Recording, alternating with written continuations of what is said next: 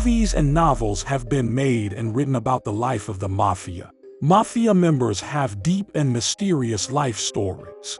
Some Mafia groups have more than 2,000 armed individuals.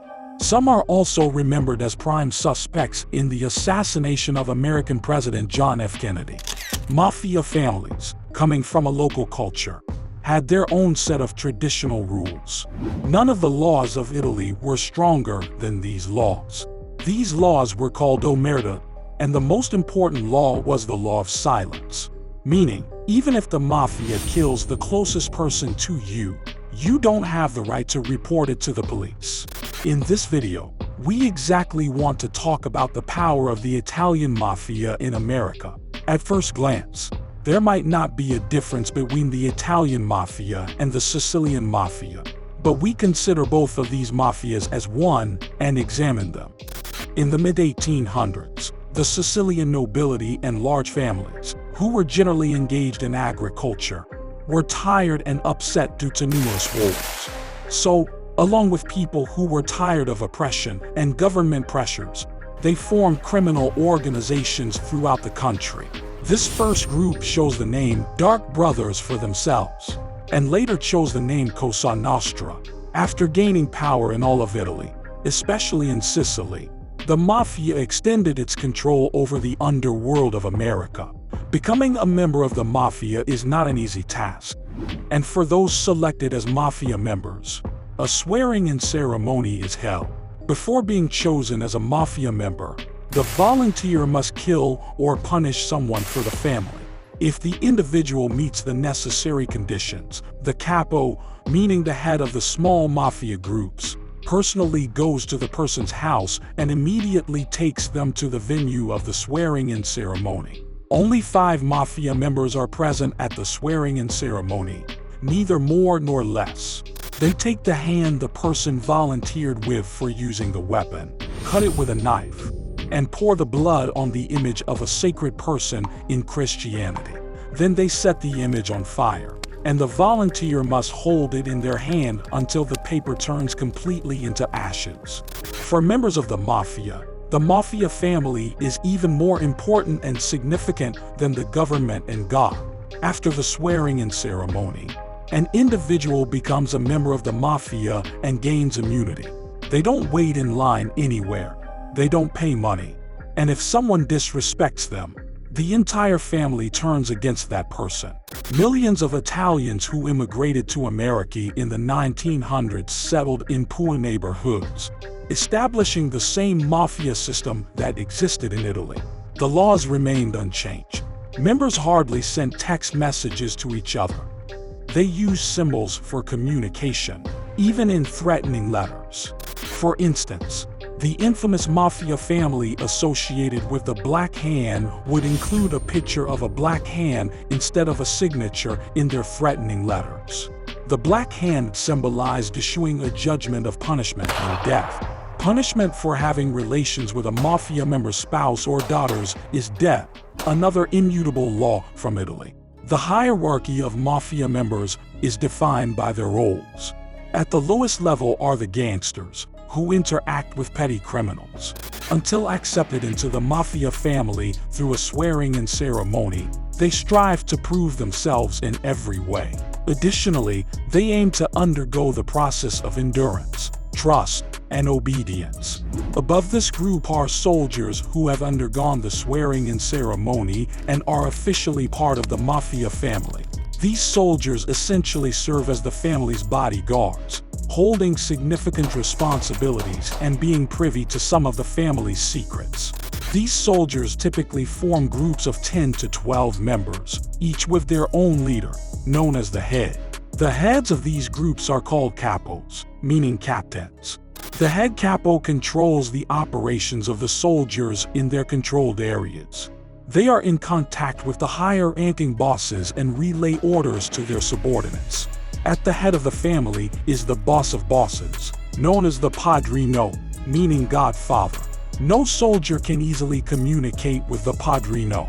The padrino issues necessary orders to the capos, who then pass on these orders to the soldiers. Due to this hierarchy, The Padrino is never directly involved in crime. Vito Genovese, also known as the Godfather of Godfathers, whose life inspired the film The Godfather, issued orders for hundreds of executions. But he was almost never directly linked to any of these executions. Vito Genovese passed away in 1969. Yet the Genovese family remains one of the wealthiest families in New York. Many sources suggest that despite engaging in legal activities, they still have over 250 soldiers in New York. Above the boss of bosses, there is another superior force known as the Council, referred to as the Commission or Consigliere. Family heads meet at specific times and make decisions on important matters together. For example, 5 large mafia families residing in New York had divided the city into different parts and industrial zones. The main goal of forming this council was to prevent wars and conflicts between mafia families because in mafia wars, hundreds of people were executed, family heads were killed, and both winners and losers suffered greatly. Another goal of forming this commission is to determine how much each family is going to participate in new illegal activities. For example, during a period when the sale of alcoholic beverages was prohibited in America, the Mafia illegally supplied society's drinks and became wealthy in a short period. One family produced the drinks, another family distributed them in the market, and another family ensured security for this operation. Each family received a share based on the cost and risk it had incurred, and this commission made decisions about members' shares. Al Capone was one of the individuals who became wealthy through this method.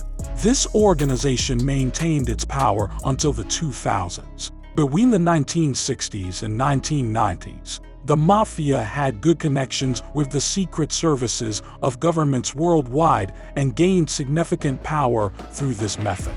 The Italian Mafia also had close relations with the Russian, Chinese, Turkish, and especially Colombian drug lords. The Italian Mafia had thousands of leaders, but I'll tell you about a few of them. Salvatore Luciano, a chief mentioned by Time magazine as one of the most influential figures of the 20th century, helped save Sicily from Mussolini and provided significant assistance to the U.S. Army. Salvatore Luciano ordered the execution of over 500 people and founded the famous Mafia Commission in America. Luciano Leggio was nicknamed the Professor for his intellectuality. Leggio, the chief of the Corleonesi clan, was sidelined from the commission due to his violent nature and instigating mafia wars. He was sentenced to life imprisonment, but died of a heart attack in 1993. Sam Giancana was the biggest boss of the Mississippi Mafia during his lifetime. He was referred to as Al Capone's heir and successor in his youth. Giancana was arrested over 70 times during his life, and many rumors circulated about him. It is said that he had close relationships with many famous figures, including the Kennedys. Among these famous figures were the Kennedy family. Giancana even once said that if it weren't for him, Kennedy wouldn't have become the president of the United States. Vincent Drucci, the chief of the Northern Gangsters and a rival of Al Capone, participated in 3 major mafia wars. He was drenched in others' blood hundreds of times and was killed by a police officer when he was 29 years old. Drucci was the only mafia boss in history to be killed by a police officer. Tommy Lucchese was also the chief of one of the 5 major mafia families in New York and emerged victorious in many major wars. He was also known as Tommy Three Fingers because he had lost several fingers while working as a laborer in stores during his youth.